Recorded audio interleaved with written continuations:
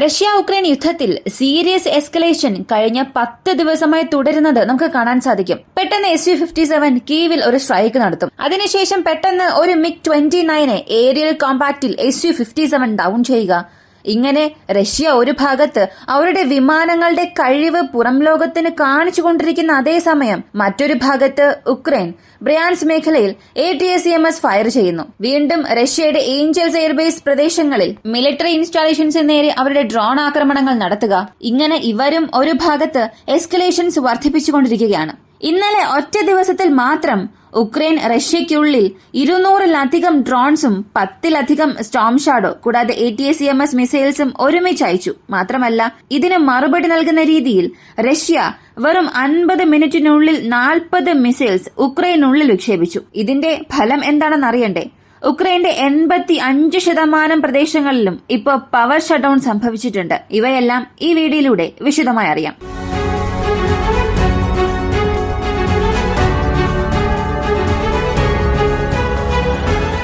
Trump ഓഫീസിലേക്ക് വരുന്നതിന് ഒരാഴ്ച പോലും തികച്ചില്ല. ടൈം ഫ്രെയിം വളരെ ഷോർട്ടാണ്. ഈ സമയത്ത് നാറ്റോ അധികാരികളും വരാൻ പോകുന്ന ട്രംപ് അഡ്മിനിസ്ട്രേഷനിലെ പ്രധാനപ്പെട്ട സർക്കാർ ഉദ്യോഗസ്ഥരും ഒരേ ഒരു കാര്യമാണ് പറഞ്ഞത്: ഉക്രൈൻ റഷ്യയെ ആക്രമിക്കുന്നത് അല്ലെങ്കിൽ ഉക്രൈൻ ഈ റഷ്യ ഉക്രൈൻ യുദ്ധത്തെ അടുത്ത ഘട്ടത്തിലേക്ക് കൊണ്ടുപോകുന്നത് ആശ്ചര്യപ്പെടുന്ന കാര്യമൊന്നുമല്ല.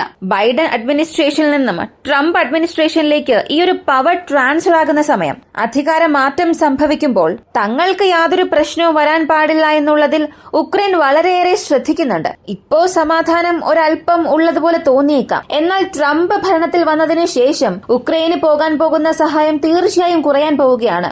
അതിനെ ഒഴിവാക്കാൻ വേണ്ടിയും റഷ്യ ഉക്രൈൻ യുദ്ധത്തിൽ ഉക്രൈൻ ജയിക്കണം എന്നതിന് വേണ്ടിയുമാണ് ഉക്രൈൻ ഇങ്ങനെയുള്ള കാര്യങ്ങൾ അറിഞ്ഞുകൊണ്ട് ചെയ്യുന്നത് എന്ന് അവരുടെ ഭാഗത്തുള്ള വാദം പറഞ്ഞു. സത്യത്തിൽ ഉക്രൈൻ ഇപ്പോൾ ചെയ്തുകൊണ്ടിരിക്കുന്നത് എന്നെ സംബന്ധിച്ച് അനാവശ്യമായി ഈ പ്രശ്നത്തെ എല്ലാം രൂക്ഷമാക്കുകയാണ്. നിങ്ങൾ ഏത് ടൈം ലൈൻ വേണമെങ്കിലും എടുത്തു നോക്കാം. എപ്പോഴെല്ലാമാണോ റഷ്യ ഉക്രൈന് നേരെ ഒരു മിസൈൽ ബാരേജ് നടത്തുന്നത് അല്ലെങ്കിൽ അകത്തേക്ക് 80-100 ഡ്രോൺസിനെ അയക്കുന്നത്, അതിന് തൊട്ടു മുൻപുള്ള ദിവസം ഉക്രൈൻ എന്തെങ്കിലുമൊക്കെ ചെയ്തിട്ടുണ്ടാകും.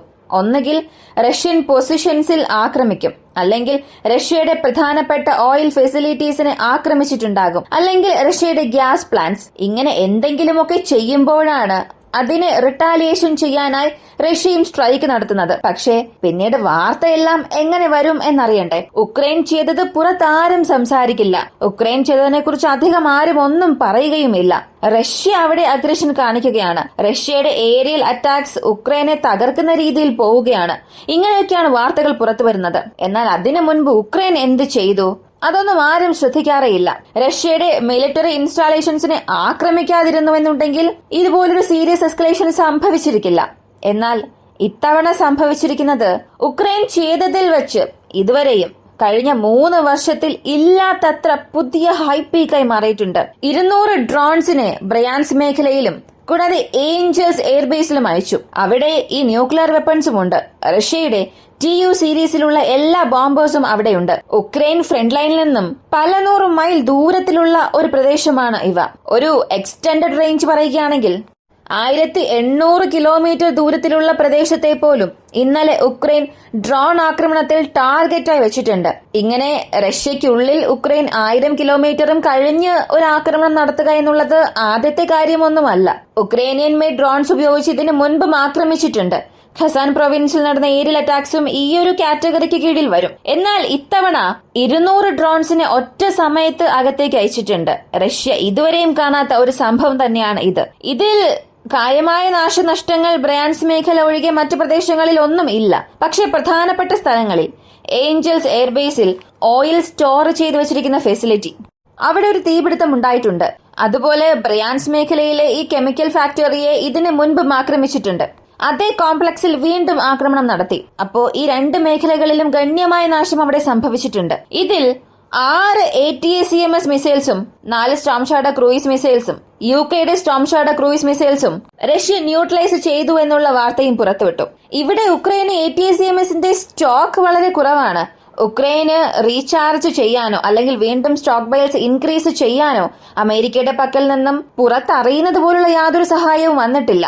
ഇനി രഹസ്യമായി അവർക്ക് ഫയർ ചെയ്യാൻ ആവശ്യമായ മിസൈൽസ് നൽകുന്ന രീതിയിൽ യാതൊരു ഇൻപുട്ടും പുറത്തു വന്നില്ല. അപ്പോ ഉക്രൈന്റെ പക്കലുള്ള ഈ ATACMS മിസൈൽസിന്റെ എണ്ണം എന്നത് ദിനം പ്രതി കുറഞ്ഞു വരികയാണ്. ഇതുപോലെ അവർ ചെയ്തുകൊണ്ടിരിക്കുകയാണെങ്കിൽ ഇപ്പോ ഒരു 30 എണ്ണമുണ്ട്. അവസാനം നമ്മൾ അറിഞ്ഞ അപ്ഡേറ്റ് വരെയും. ഇനി കുറച്ചു ദിവസം ഇതുപോലെ ഫയർ ചെയ്തുകൊണ്ടിരുന്ന 20-ാം തീയതിക്ക് മുൻപ് ഈ ATACMS പൂർണ്ണമായും റൺ ഔട്ട് ചെയ്യേണ്ട രീതിയിൽ ഇവരുടെ ഔട്ട്പുട്ട് കുറയും. എന്നാൽ സ്റ്റോം ഷാഡോ ക്രൂയിസ് മിസൈൽസ് ഉക്രൈന്റെ പക്കൽ അളവിൽ കൂടുതൽ തന്നെയുണ്ട്. ഏകദേശം ഇപ്പോ വരെയും നോക്കിയാൽ 100-ലധികം മിസൈൽസ് അവരുടെ സ്റ്റോക്ക് ബൈൽസിൽ ഉണ്ടെന്നും പറയുന്നു. അപ്പോൾ സ്റ്റോം ഷാഡോയെ റഷ്യ പ്രതിരോധിക്കുന്നതിനേക്കാളും ATACMSനെ പ്രതിരോധിക്കുക എന്നുള്ളത് വളരെ വലിയൊരു ടോപ്പിക്കായി മാറിയിട്ടുണ്ട്. ഇതിന് റഷ്യയുടെ പ്രതികരണം എങ്ങനെയായിരിക്കും? ഉക്രൈന്റെ പ്രതികരണം എങ്ങനെയായിരിക്കും? ഉക്രൈനെ സംബന്ധിച്ച് റഷ്യൻ പ്രദേശങ്ങളെ ആക്രമിക്കുന്നത് ഔദ്യോഗികമായി അവർ അക്നോളജ് ചെയ്യുകയുമില്ല. എന്നാൽ ഇത്തവണ അവർ തുറന്നു പറഞ്ഞു, ഞങ്ങളുടെ സ്പെഷ്യൽ ഓപ്പറേഷൻ ഇന്ന് റഷ്യയ്ക്കുള്ളിൽ സംഭവിച്ചു. ഇതിൽ ശത്രുവിന് ഒരു വലിയ ഭീഷണി ഞങ്ങൾ സൃഷ്ടിച്ചു. റഷ്യ എപ്പോഴും പറയുന്ന ഈ സ്പെഷ്യൽ മിലിറ്ററി ഓപ്പറേഷൻ ആരംഭിച്ച ദിവസം മുതൽ ഇത്രത്തോളമുള്ള ഒരു വലിയ ആക്രമണം തീർച്ചയായും റഷ്യ കണ്ടിരിക്കില്ല. ഉക്രൈനെ ഇതിനുശേഷം അവർ തൊടാൻ ഭയപ്പെടണം. അല്ലെങ്കിൽ റഷ്യയുടെ ഈ യുദ്ധ സ്വഭാവം ഞങ്ങൾ നടത്തിയ ഈ ആക്രമണത്തിൽ ഒരല്പം കുറഞ്ഞിട്ടുണ്ട്. പ്രധാനപ്പെട്ട കീ മിലിറ്ററി ഇൻസ്റ്റാളേഷൻസിനെ ഞങ്ങൾ ആക്രമിച്ചതിലൂടെ, അവരുടെ മാനുഫാക്ചറിംഗ് യൂണിറ്റ്സിനെ ആക്രമിച്ചതിലൂടെ അവരുടെ യുദ്ധരീതികൾ തീർച്ചയായും കുറയും. ഇതുപോലെ തന്നെ റഷ്യയെ എവിടെയെല്ലാം തൊട്ടാൽ വേദനിക്കുമോ അവിടെയെല്ലാം ഞങ്ങൾ ആക്രമിക്കും, മോസ്കോയെ പോലും. റഷ്യക്കാർക്കും പുടിനും ഈ പുതുവർഷത്തിൽ ഇതെല്ലാം ഒരു സമ്മാനമായി നൽകുകയാണ്. ഇങ്ങനെ കളിയാക്കുന്ന രീതിയിലുള്ള പ്രസ്താവനയാണ് പുറത്തു വന്നത്. ഇതിന് റഷ്യയുടെ പ്രതികരണം എന്താണ് എന്ന് ചോദിച്ചാൽ അവരുടെ പക്കൽ നിന്ന് യാതൊരു പ്രതികരണവും വന്നിട്ടേയില്ല.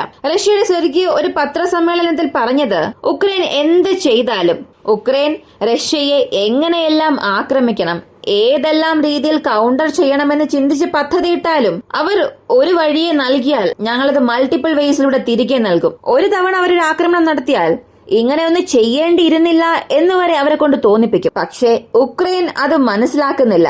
മനസ്സിലാക്കേണ്ട മൈൻഡ് സെറ്റിലും അവരില്ല. പക്ഷേ ഞങ്ങളുടെ ജോലി ഞങ്ങൾക്ക് ചെയ്യാതിരിക്കാൻ കഴിയില്ലല്ലോ. ഉക്രൈന് ഏതെല്ലാം രീതിയിലാണോ പറഞ്ഞു കൊടുക്കേണ്ടത്, ഏതെല്ലാം വഴിയിലൂടെ ഉക്രൈന് മനസ്സിലാക്കി കൊടുക്കാൻ കഴിയുമോ അതെല്ലാം ഞങ്ങൾ ചെയ്യുമെന്ന ഒരു മറുപടി നൽകിയത് മാത്രമല്ല, ഈ ഒരു ആക്രമണം അവസാനിച്ച അടുത്ത 5 മണിക്കൂറിൽ, അതായത് ഉക്രൈൻ റഷ്യ ആക്രമിച്ചത് മിഡ്നൈറ്റിലാണ്.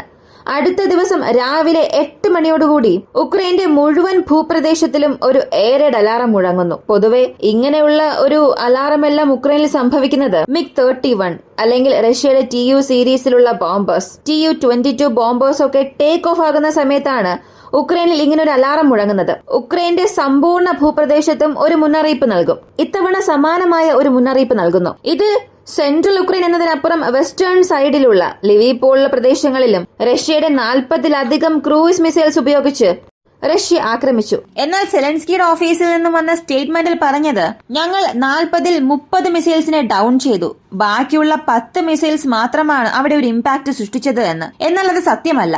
കാരണം ഉക്രൈനിലെ ലോക്കൽ മീഡിയാസിൽ നിന്ന് വരുന്ന വാർത്തകൾ നോക്കിയാൽ മനസ്സിലാക്കാൻ കഴിയും. ഒരു നഗരം എടുത്താൽ ആ നഗരത്തിലുള്ള 10 തെരുവുകളിൽ 9 തെരുവുകളിൽ വൈദ്യുതി മുടങ്ങിയിട്ടുണ്ട്. ഇത് ആ പ്രാദേശിക വൈദ്യുതി അധികാരികൾ നടത്തിയ പവർ കട്ടൊന്നുമല്ല. സബ്സ്റ്റേഷൻ, മെയിൻ ഇലക്ട്രിസിറ്റി ഹബ്ബ്, അവിടെ നിന്നും പവർ കട്ട് ഏർപ്പാടാക്കിയതാണ്. കീവിൽ ഒരുപാട് സ്ഥലങ്ങളിൽ പവർ കട്ട് ഉണ്ടായിട്ടുണ്ട്. അപ്പോ റഷ്യയുടെ ഈ മാസീവ് മിസൈൽ അറ്റാക്ക് ഉക്രൈന് ഒരു വലിയ പ്രശ്നം അവിടെ സൃഷ്ടിച്ചിട്ടുണ്ട്. എന്നാൽ അവർ അതൊന്നും പുറത്ത് പറയുന്നില്ല. കൂടാതെ പോക്രോവോ സംബന്ധിക്കുന്ന ചില പ്രധാനപ്പെട്ട വിവരങ്ങൾ പുറത്തു വന്നിട്ടുണ്ട്. അത് വെരിഫൈ ചെയ്തതിനു ശേഷം അടുത്തടുത്ത വീഡിയോസിലൂടെ അറിയാം. പ്രധാനമായും പോക്രോവോസിന്റെ പ്രധാന കവാടം റഷ്യ ഇപ്പോൾ ചുറ്റി വളഞ്ഞു എന്നൊരു വാർത്ത വന്നു. ഈ ഒരു വീഡിയോയെക്കുറിച്ചുള്ള നിങ്ങളുടെ അഭിപ്രായം കമന്റിൽ പറയുക. ഇങ്ങനെയുള്ള വീഡിയോസ് കാണാൻ താല്പര്യമുള്ളവരാണ് നിങ്ങളെങ്കിൽ ഇപ്പോൾ തന്നെ വോയിസ് ഓവയ്ക്ക് സബ്സ്ക്രൈബ് ചെയ്യുക. മറ്റൊരു വീഡിയോയുമായി വീണ്ടും കാണാം.